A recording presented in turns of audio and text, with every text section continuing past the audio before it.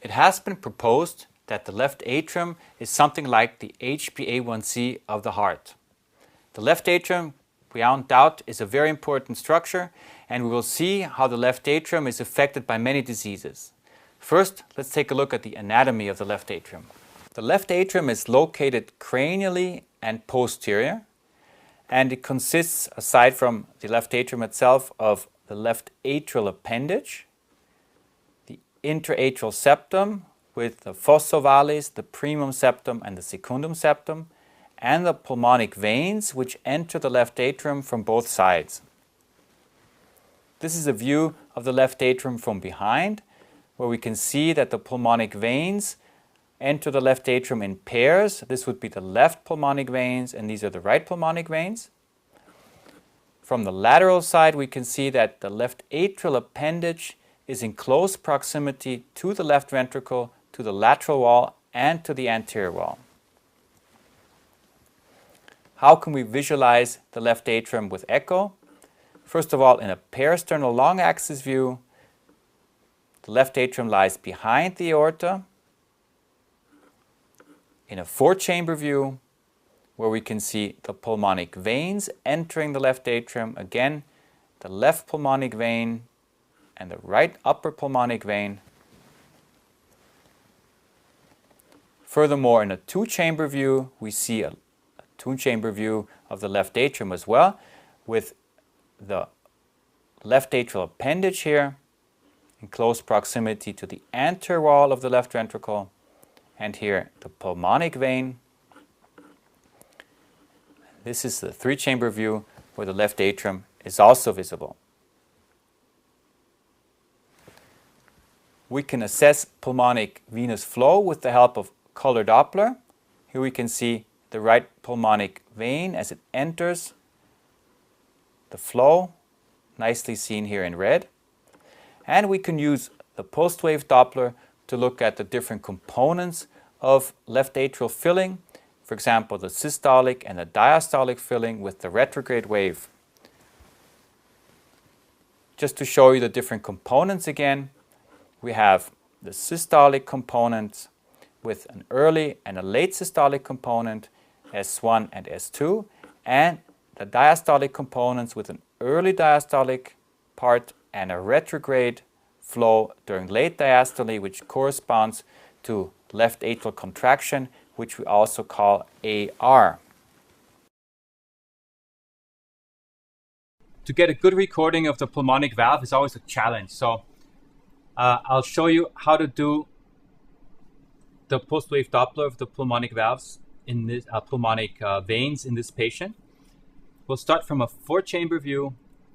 The first thing you need to do is try to see the pulmonic valve vein. We are looking for the right upper pulmonic vein. Then we use the color, and what you always should try to do is try to optimize the PRF settings.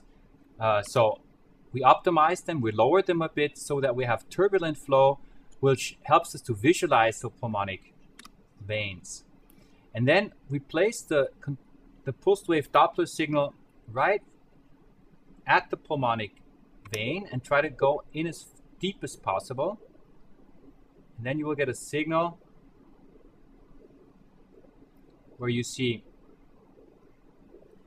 okay, this seems to be okay, where you see the different components. We have the systolic component and the diastolic component and the retrograde component, the AR, in diastole.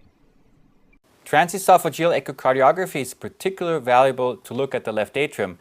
These are just two examples to show you how good the image quality can be with transesophageal echo, and to show you that we can really even see the flow within the left atrium in this patient with severe mitral stenosis, where we have slow flow phenomena in the left atrium and in particular in the left atrial appendage. There are a number of ways of quantifying the size of the left atrium. We can perform M-mode measurements, length measurements, area, volume measurements, and we can even quantify with the help of 3D echocardiography. But first I want to show you just some examples of when the left atrium is enlarged.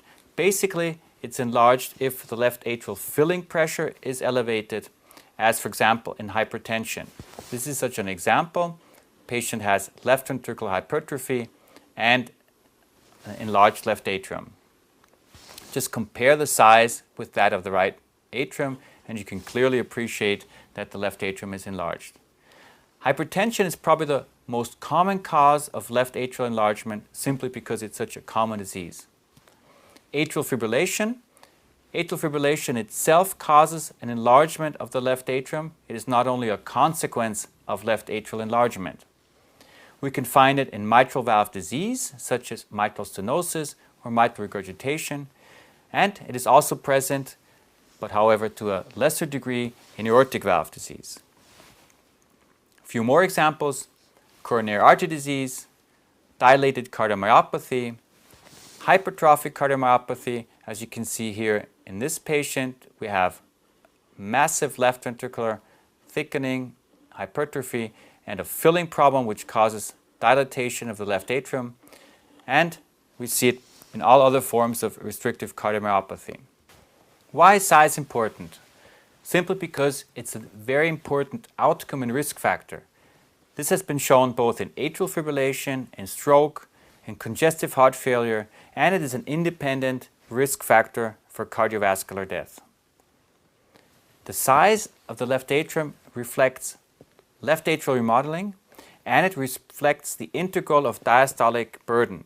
Therefore, as I already mentioned, it has been termed the HbA1c of cardiac function. What other factors influence the size of the left atrium? Body surface area, gender, fluid status, left atrial remodeling, and obviously also left atrial pressure. A standard method of measuring the size of the left atrium is M-mode. So I will now show you how to measure the left atrium with the help of M-mode. In principle, you can perform the M-mode both in the peristernal long axis and in a short axis. I will show you how to do it in the short axis. To get a good measurement, you need to cut the short axis in such a way that you can really see the opening and the closure of the aortic valve. When you have that view, you put the M-mode right in the middle of the aorta and be sure that you also cut the left atrium optimally in the middle. And once you have that, you can freeze the image and you can try to, or you should obtain an image where you can actually see the opening and the closing of the aortic valve. This is the typical box of the aorta during systole. And from this view, you would then measure the size of the aorta. You would do that end diastole, in other words, shortly before the aortic valve opens. And then you would do the same thing for the left atrium, but you would do that in systole, leading edge. So, from here to here.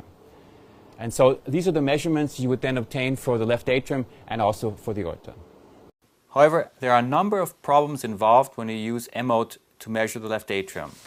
One problem is that you very often don't get a perpendicular transection of the aorta and the left atrium at the same time. This is very difficult to do, and it's very difficult to actually control if you really got a perpendicular view. In other words, very often will you get false diameters for the left atrium. The normal values for the M-mode, however, would be between 30 and 40 for males and 27 to 38 for females. I think this measurement is very valuable in everyday clinical practice, even though it has its limitations. Obviously, it does not reflect the shape and geometry of the left atrium, and it does not account for the body surface area of the patient. But these are the norm values that we use. 50 millimeters would be the cutoff value between normal and abnormal, and if the left atrium is above 70 to 75 millimeters, we would call the left atrium severely enlarged. A more exact way of looking at the left atrium is by calculating the area. I will now show you how to measure the left atrial area, which is obviously more exact than measurements that we get from the M-mode or from 2D measurements, which just measure distance.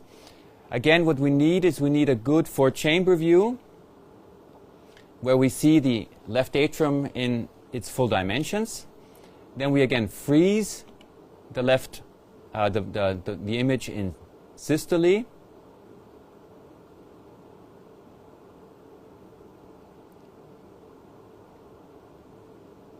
Okay. And then we perform an area measurement where we begin somewhere in this region where the anterior mitral valve inserts. And then we trace the left atrium. However, we have to be sure that we do not measure into the pulmonary veins or left atrial appendage. And then we would close the area measurements at the level of the mitral valve. And so we get a measurement of 18.5 square centimeters, which is normal. Here are the reference or normal values. Below 20 would be normal. Above 40 would be severely enlarged. Again, take a look at the fact sheets where you can find the reference values to download. With the calculated area and the length, we can actually calculate the volume with the help of the so-called area length method. But it's also possible to directly calculate the left atrial volume with the help of the so-called biplane method. Let's take a look at this. More exact than the 2D measurements and the M-mode measurements and the area measurements is obviously volume, the volume measurement of the left atrium. So how do we do this? Again, we first need a good 4-chamber view. Again, we freeze the image in systole when the left atrium is at its largest size. And then we go into the Simpson or biplane measurement program. And we do the same thing as we did previously for the area.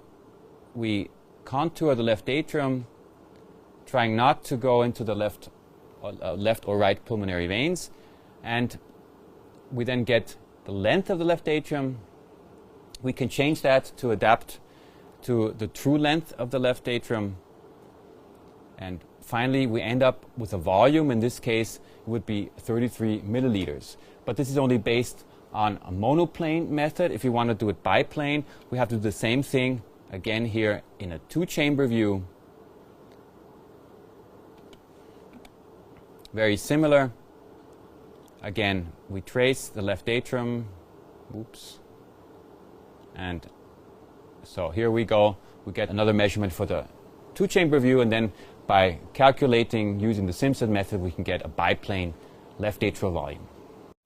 Here are the normal values of left atrial volume for both males and females.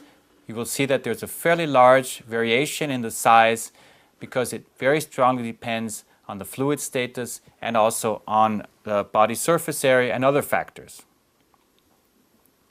What are the pitfalls?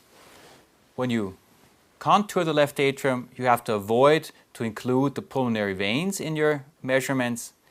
You should not measure the tented area of the mitral valve.